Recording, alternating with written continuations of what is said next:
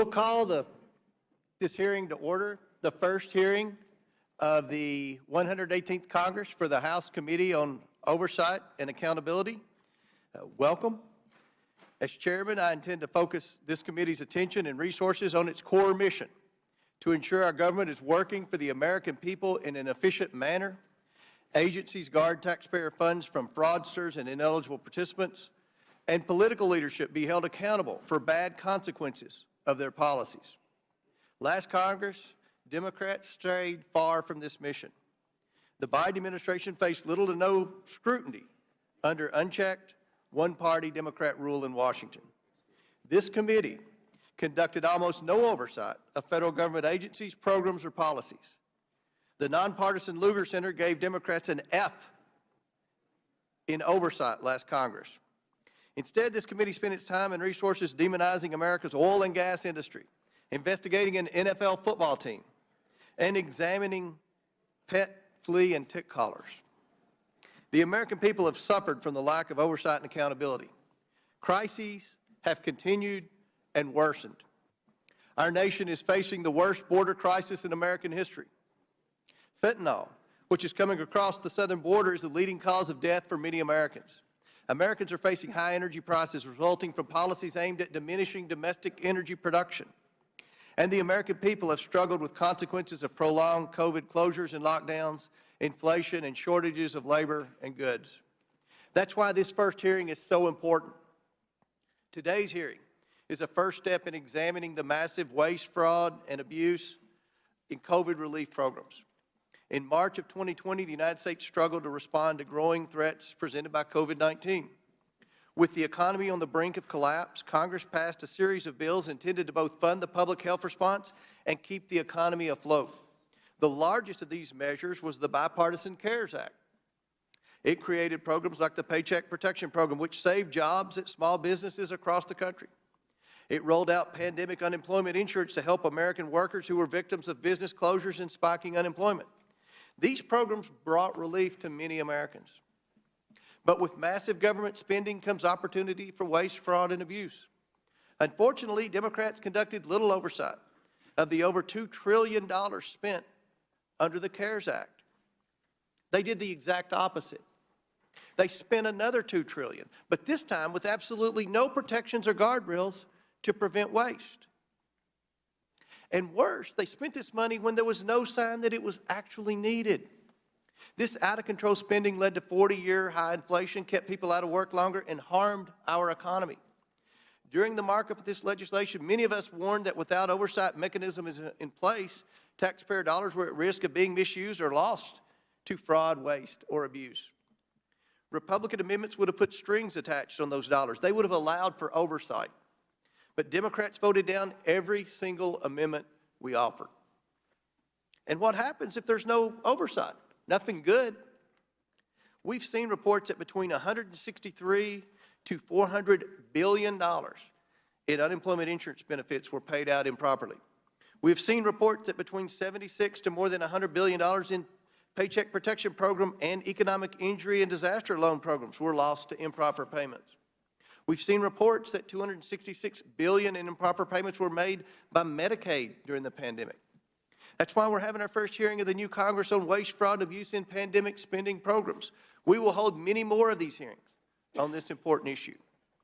We owe it to the American people to get to the bottom of the greatest theft of American taxpayer dollars in history. We must identify where this money went, how much ended up in the hands of fraudsters or ineligible participants, and what should be done to ensure that it never happens again. This committee will evaluate the hundreds of billions of dollars in grants and loans doled out for nearly every agency in the federal government to ensure those funds were appropriately used to respond to the pandemic and not wasted on ineligible payees or unrelated matters. We will investigate the $189 billion in elementary and secondary school emergency relief funds, money meant to help reopen schools and address learning loss. Instead, these funds were often used on unrelated expenditures and even to push divisive ideologies onto our students. We will work to ensure that the watchdogs in our offices of inspectors general and our law enforcement officers, agents, and prosecutors have the tools they need to track down fraudsters and recover illegally obtained COVID-19 taxpayer funds. This committee has for too long stood on the sidelines while taxpayer dollars were wasted by bureaucrats whose only priority is getting money out the door. Today, we will hear from Inspector General Michael Horowitz, GAO's Comptroller General Gene Dodaro, and Assistant Director David Smith with the Office of Investigations at the Secret Service. Thank you all for being here to testify about your efforts to conduct oversight of pandemic funding. I now yield to Ranking Member Raskin for his opening statement. Mr. Chairman, thank you kindly. Our committee's purpose is to ensure that government is effectively delivering on its promises to the American people. And as the new ranking member, I'm eager to work with you and the rest of the committee in carrying out this shared responsibility in a thorough, serious, nonpartisan, and even-handed way.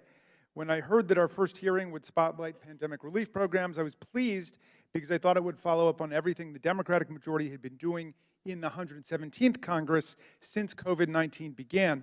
I was hopeful for an opportunity to consider together how we can identify schemes of fraud and self-enrichment, ripping off the taxpayers, and continue to strengthen the structural efficiency of critical government programs that help families and businesses across America meet the challenges of the pandemic.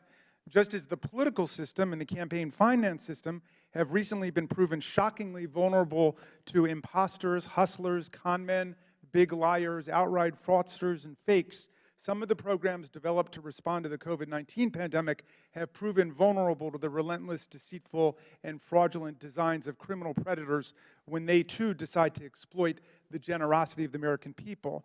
The traditional language of waste, fraud, and abuse does not quite capture the confidence games and organized criminal artifices and schemes that have targeted and exploited relief programs built on the solidarity and goodwill of the American people.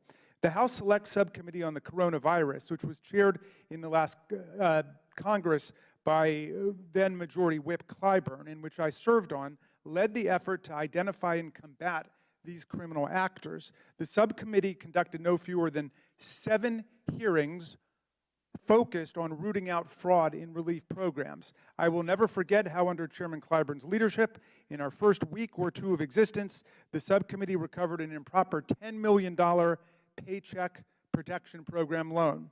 Less than 3 months later, we helped secure the return of $109 million from a nursing home chain that was not using the loan as Congress had specifically intended. In March of 2021, we exposed how the Trump administration's reckless mismanagement of small business relief programs and refusal to implement basic anti-fraud controls led to nearly $84 billion in fraudulent loans. Just months later, we issued another report highlighting how the Trump administration awarded $95.7 million in pandemic food box program funds to 3 companies that all raised severe red flags. Then again, in April of 2022, we showed how Trump White House officials overruled career Department of Defense officials to approve a $700 million national security loan to a single company in violation of legal requirements, and so on.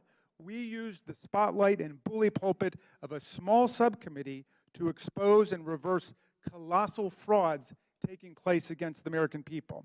While I remain optimistic that this hearing can meaningfully explore ways to ensure that taxpayer dollars go where intended, I confess I'm troubled that some of our colleagues seem to want to cherry-pick facts and deploy distorted figures to attack the underlying legitimacy of the programs themselves, the programs that were a lifeline and salvation for millions of businesses and families across the country. Recall that while the former president denied, trivialized, and dismissed the COVID-19 pandemic, it was Congress which acted responsibly and swiftly and in bipartisan fashion to create and supercharge programs that saved countless businesses and families from bankruptcy and ruin. These programs included expanded unemployment insurance benefits and the PPP program, which empowered families and businesses to avoid economic collapse. As a result of our actions, the COVID-19 economic recession was the shortest on record. The programs were by no means perfect. Antique government IT systems, many running on obsolete software, collapsed and were incapable of adapting to the scope of the crisis. States entered the pandemic at a 50-year low for unemployment insurance system funding, and UI claims burgeoned from 211,000 to 6.6 million, a 3,000% increase over a three-week period in March of 2020. People unsure of how they would pay their housing or medical bills panicked as they waited hours on phone calls for customer service representatives or reached endless busy signals in unemployment insurance purgatory.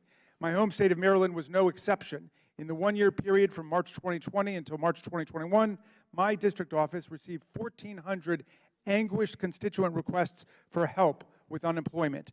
This is in contrast to one constituent request we received in all of 2019. Congress asked agencies and states to do the near impossible, and they did their very best. Expanded UI benefits kept an estimated 5 to 6 million people out of poverty in 2020 and 6.7 million people above the poverty line in 2021. The Center for Budget and Policy Priorities estimates that expanded benefits may have saved the lives of as many as 27,000 people in high-risk occupations who may have died from COVID had they not had access to benefits. Organized criminals and fraudsters took advantage of these circumstances by exploiting weaknesses in our IT systems. This problem was compounded by critical decisions made by the Trump administration that hamstrung pandemic relief anti-corruption oversight from the very outset, crippling the government's ability to detect fraud. Despite specific legislative instruction from Congress in our pandemic relief bills, the Trump administration regularly told agencies to ignore data reporting requirements. But congressional Democrats and the Biden administration have worked diligently from the start to recover funds stolen by organized criminal groups and other fraudsters, help states modernize their IT systems, and build new structural capacities to detect and prevent fraud. Under President Biden's leadership, departments and agencies across the government moved swiftly to strengthen program integrity and bolster efforts to prevent, detect, and pursue fraud, which festered under the lackadaisical stewardship of the prior administration. In the days preceding this hearing, Republicans have claimed that Democrats on this committee and in the Biden administration neglected to conduct meaningful oversight of these programs. The record demonstrates these assertions are baseless. Democrats have systematically ferreted out fraud, waste, and abuse in pandemic relief, although we all can certainly be doing a much more effective job, and that's what this hearing should be about.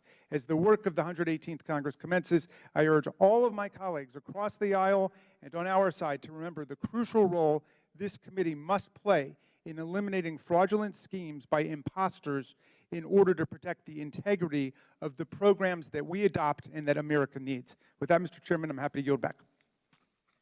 Ranking member yields back. It gives me great pleasure to introduce our panel. I'll go through and introduce each member, and then we'll turn it over to begin their opening statements. But let me say this. This is a pretty quality panel.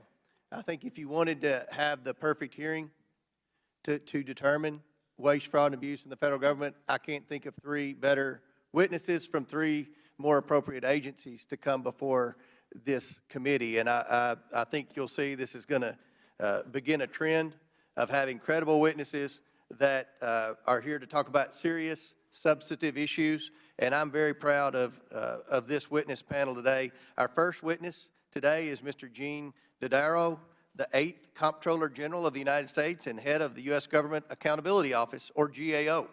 In a career spanning over 49 years at GAO, Mr. Dodaro has worn many hats and testified before Congress dozens of times on important national issues, including waste, fraud, abuse, and mismanagement in the nation's response to the coronavirus pandemic.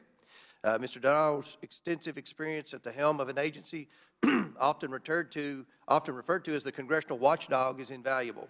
We're glad to have you here for this very important oversight topic, and we look forward to your testimony.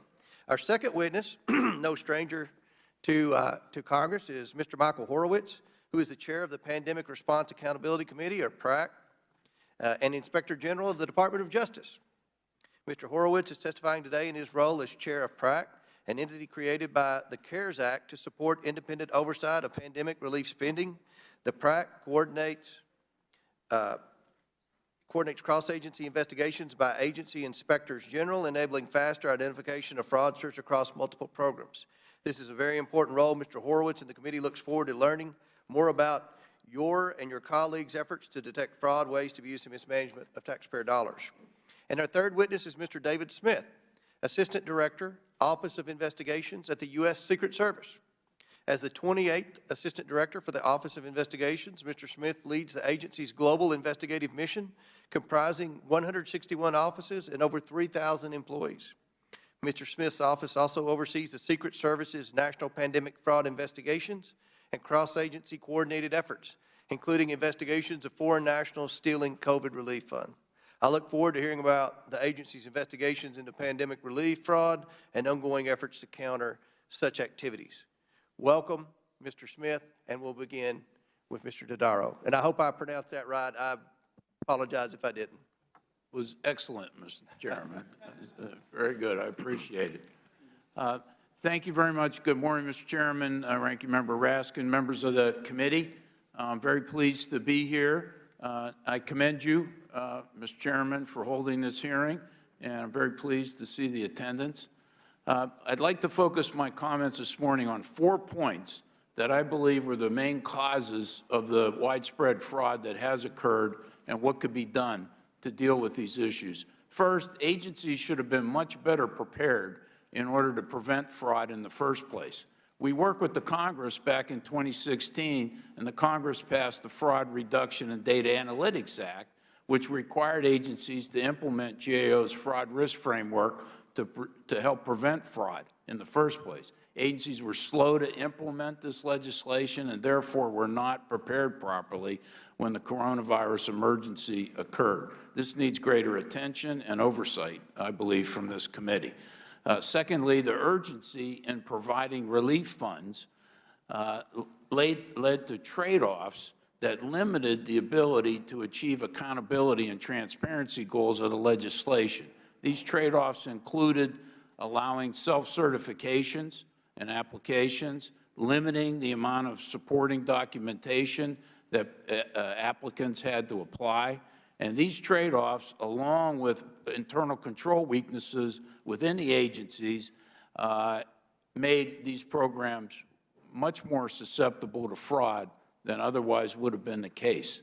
Now, Congress rectified some of these trade-offs in subsequent legislation. Agencies have begun to implement our recommendations, but there's much more that needs to be done to deal with the remaining COVID programs, to catch people who have perpetrated fraud and bring them to justice.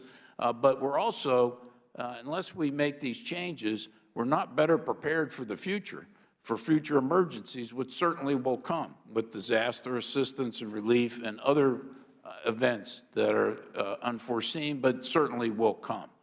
Third, I'm advocating, and I've done this before, that there's a permanent center for excellence and analytics in the Inspector General community.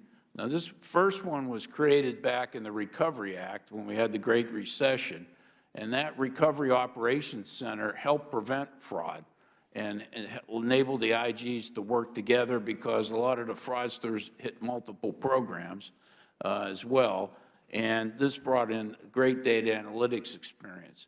Unfortunately, this center was terminated in 2015. Now, I recommend that Treasury had the ability to pick up the center operations. They declined on that. I recommended the Congress to make it permanent at that point in time.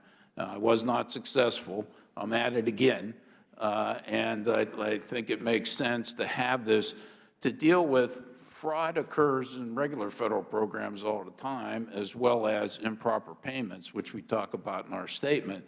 And if you had this permanent capability, it would not only deal with regular fraud, but it would be ready and there when emergencies occur, and you won't waste time standing up. Every day wasted is another day susceptible to fraud and improper payments.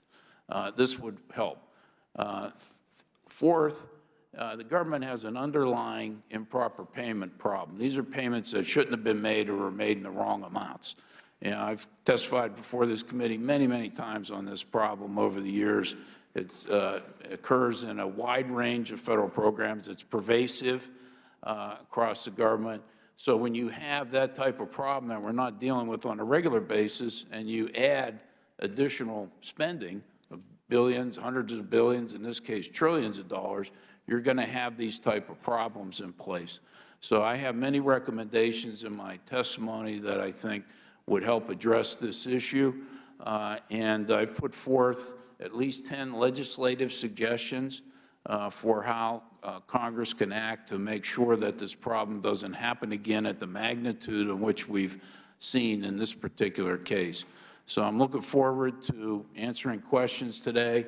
I'm also looking forward to working with this committee to put solutions in place that can guarantee when the federal government finds it necessary, in this case, to provide funds for public health purposes and the economic repercussions of disasters, that it's done in a way that gets the funds to the people who need it and not allow this type of fraudulent activity to plague our national programs. Thank you very much, Mr. Chairman.